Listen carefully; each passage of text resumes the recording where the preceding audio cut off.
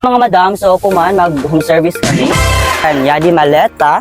Home service kami sa Balayad. So, ang drama na mga di, mga to kami sa may Tilahi, Kuno, sa may Gemini. Di Kuno kumana adlaw. So, available sa kumana adlaw, sige Gora. So, ayan, namalit ako ng mga bago ng mga tuwalya.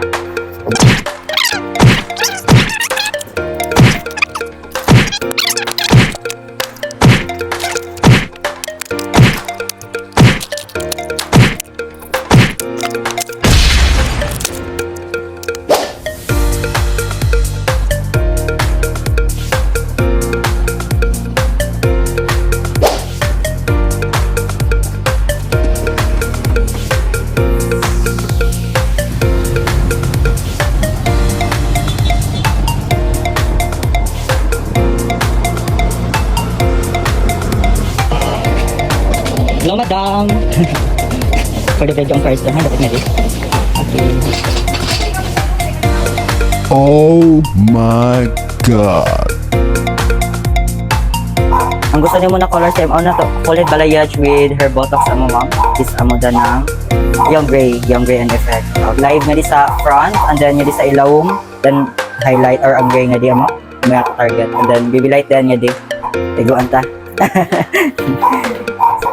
Start na kita.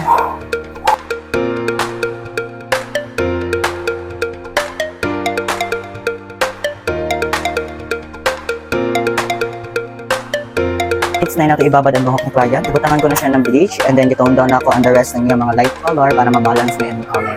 So ayan, 30 minutes ibabad na nato ang buhok ng madam and then mas na ulit. Thank you, madam.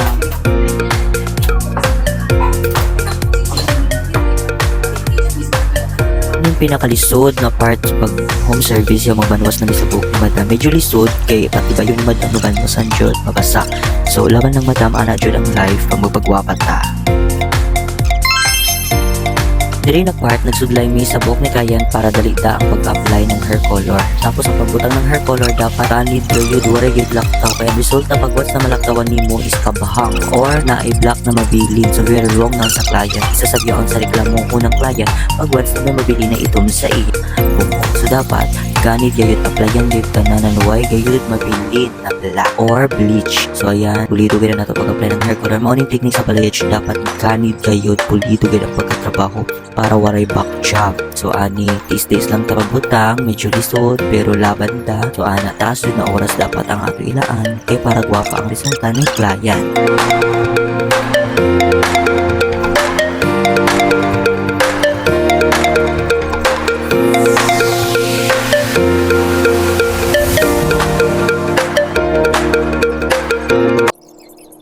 So mga alas 5 na may ana, so minabot na si Sir gikan trabaho. So gusto sabi Sir magpa-color ng buhok ka ng medyo light brown lang ang niya gusto. So ayaw natural hair color ang atake sa iya buhok. So gi-applyan ko na siya without using gloves kaya nakalimot ko pagdala.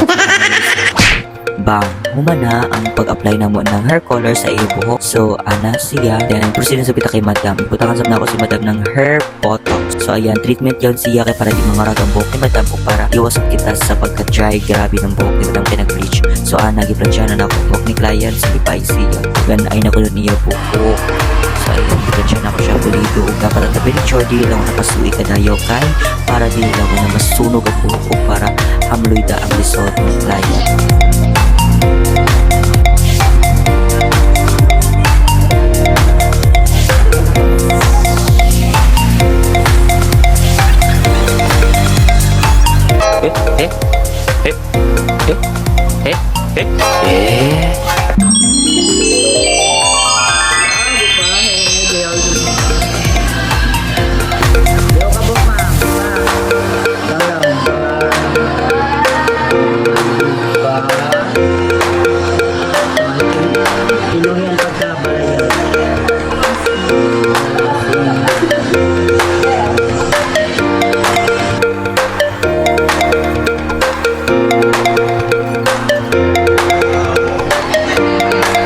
Tanong mo di ma'am, smile.